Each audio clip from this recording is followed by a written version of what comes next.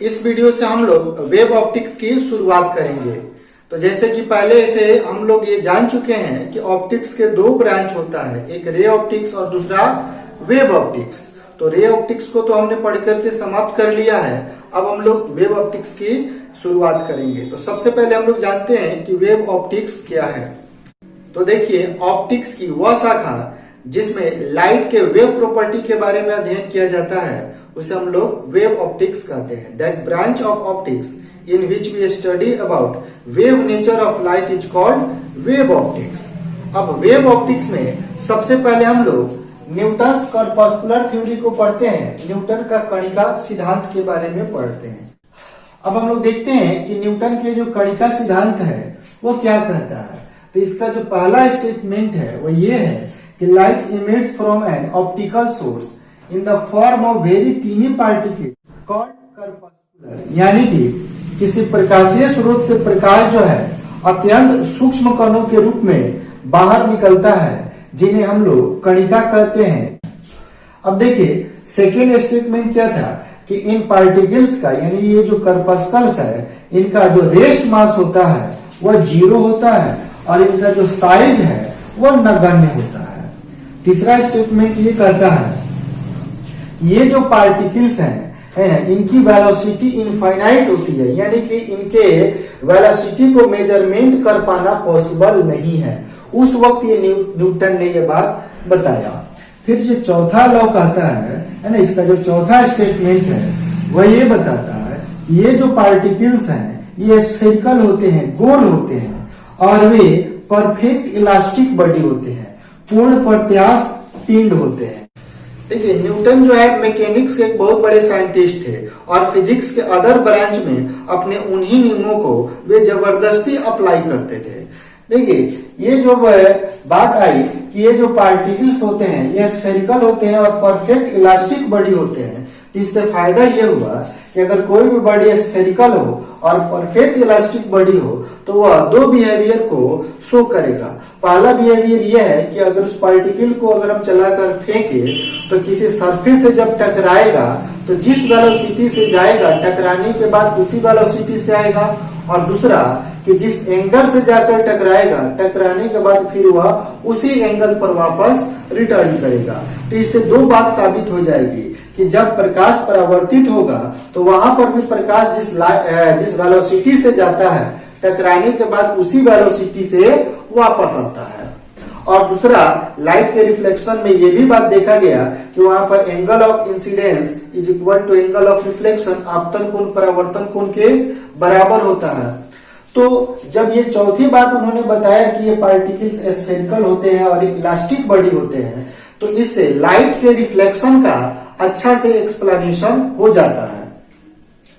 लेकिन अदर प्रकाशीय जो घटनाएं हैं जैसे कि रिफ्रैक्शन ऑफ लाइट यानी प्रकाश का अपवर्तन, इंटरफेरेंस ऑफ लाइट प्रकाश का व्यतिकरण, पोलराइजेशन ऑफ लाइट प्रकाश का ध्रुवण इत्यादि, इन सभी ऑप्टिकल फेनोमेनन का है ना ये जो न्यूटन कॉर्पस्कुलर थ्योरी था ये एक्सप्लेन नहीं कर पाया।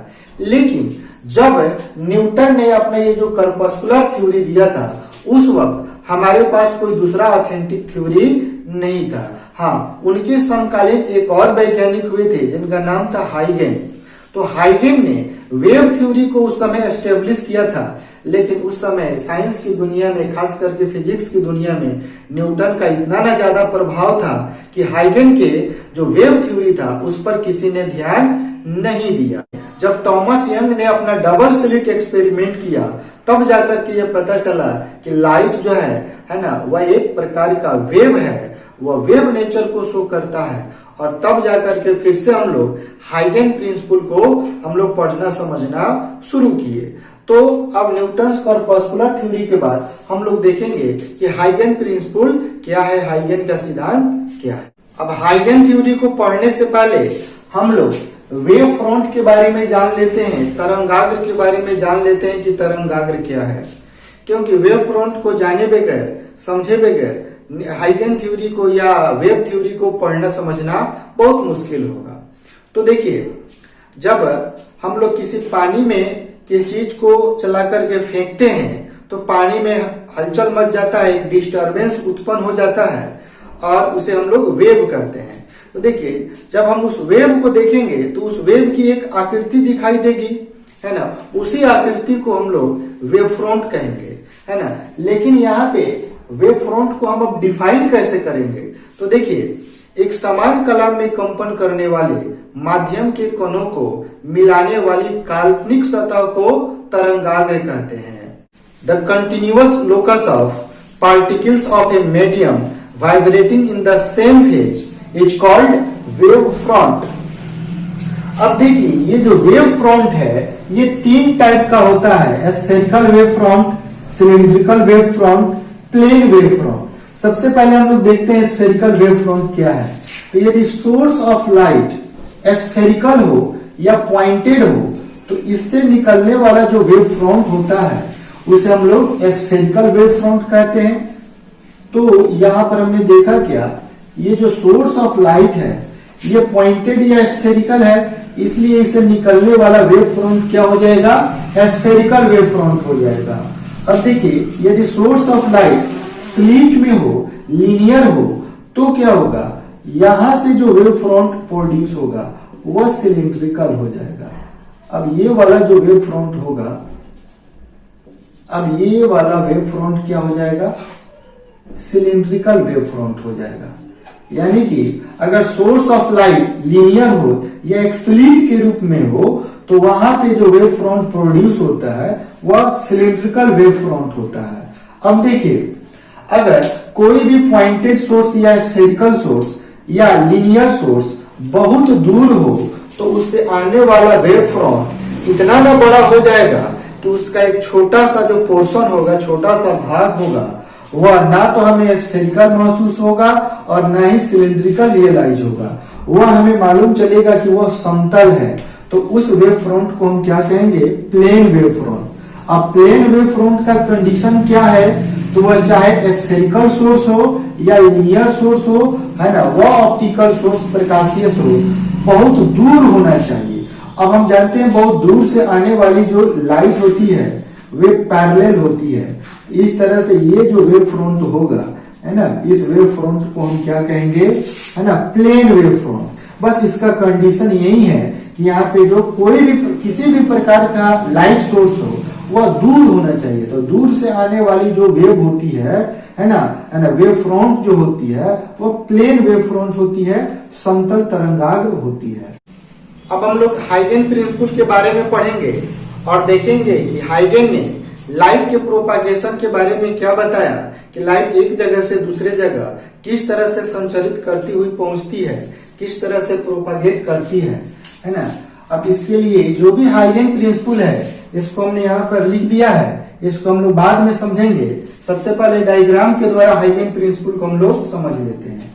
तो हाइगन ने बताया क्या कि किसी भी स्रोत से लाइट जो है एक वेव फ्रंट के रूप में प्रोड्यूस होती है। अगर ये जो सोर्स है अगर ये पॉइंटेड या स्फेरिकल हो तो वेव फ्रंट स्फेरिकल होता है। अगर ये जो सोर्स है वो लीनियर हो, एक स्लिट के रूप में हो तो वेव फ्रंट सिलिंड्रिकल होता है। तो यहाँ पे सोर्स को हमने पॉइंटेड लिया हुआ है, इसलिए ये जो वेव फ्रंट है ये स्फेरिकल वेव फ्रंट होगा। अब देखिए अब एक वेव फ्रंट से अगला वेव फ्रंट कैसे प्रोड्यूस होगा, इसके लिए हाइगन ने बताया क्या कि ये जो वेव फ्रंट है इसका जो प्रत्येक स्रोत है ना, वह नए वेव फ्रंट के लिए नए स्रोत की तरह अब क्या करेगा? बिहेव करेगा और इन छोटे छोटे डिस्टरबेंस को क्या करेगा? प्रोड्यूस करेगा। अब इन छोटे छोटे ये जो डिस्टरबेंस है, इन डिस्टरबेंस को हम सेकेंडरी वेवलेट्स कहते हैं। और इन सेकेंडरी वेवलेट्स के फॉरवर्ड डायरेक्शन में अग्र दिशा में टेंजेंट जो हम ड्रॉ करेंगे, ये जो टेंजेंट होगा स्पर्श रेखा होगा, अब अगले वेव फ्रंट को क्या करेगा? प्रोड्यूस करेगा। फिर अब इससे नेक्स्ट वेव फ्रंट कैसे प्रोड्यूस होगा, तो इसके लिए भी सेम टू सेम यही स्टोरी होगी। फिर इसका हर एक पॉइंट क्या करेगा, है ना, छोटे छोटे डिस्टरबेंस को क्या करेगा? प्रोड्यूस करेगा। और फिर इन डिस्टरबेंस के फॉरवर्ड डायरेक्शन में हम टेंजेंट खींचेंगे, फिर ये अगले वेव फ्रंट को क्या करेगा? रिप्रेजेंट करेगा। इसी तरह से एक वेव फ्रंट से दूसरा वेव फ्रंट, दूसरे वेव फ्रंट से तीसरा वेव फ्रंट प्रोड्यूस होते हुए लाइट एक जगह से दूसरे जगह प्रोपागेट करता है ना। अब इसका जरा हम नोमेनक्लेचर कर लें तो दो वेव फ्रंट में जो पहला वाला वेव फ्रंट होता है उसको हम लोग प्राइमरी वेव फ्रंट कहते हैं, और अगला वाला जो वेव फ्रंट होता है उसको हम लोग सेकेंडरी वेव फ्रंट कहते हैं। और ये जो छोटे छोटे डिस्टरबेंस है, इन छोटे छोटे डिस्टरबेंस को हम लोग सेकेंडरी वेवलेट्स कहते हैं। तो ये रहा हाइगन प्रिंसिपल। इसको एक बार और समझ लेते हैं। किसी प्रकाशीय स्रोत से प्रकाश एक वेव फ्रंट के रूप में प्रोड्यूस होता है। अगर वह सोर्स स्फेरिकल हो तो स्फेरिकल वेव फ्रंट प्रोड्यूस होगा, अगर वह सोर्स लीनियर हो तो सिलेंड्रिकल वेव फ्रंट प्रोड्यूस होगा। अब इस वेव फ्रंट को हम कहेंगे प्राइमरी वेव फ्रंट। अब इससे जो अगला वेव फ्रंट प्रोड्यूस होगा उसे हम कहेंगे सेकेंडरी वेव फ्रंट। यहाँ पे समझ लेना जरूरी है कि दो वेव फ्रंट के लिए जो पहला वाला वेव फ्रंट होगा उसे प्राइमरी वेव फ्रंट कहेंगे, और अगला वाला जो वेव फ्रंट होगा उसे हम लोग सेकेंडरी वेव फ्रंट कहेंगे। तो इसके लिए ये प्राइमरी हो गया, ये सेकेंडरी हो गया। इन दोनों के लिए अब ये हो जाएगा प्राइमरी वेव फ्रंट और ये हो जाएगा सेकेंडरी वेव फ्रंट।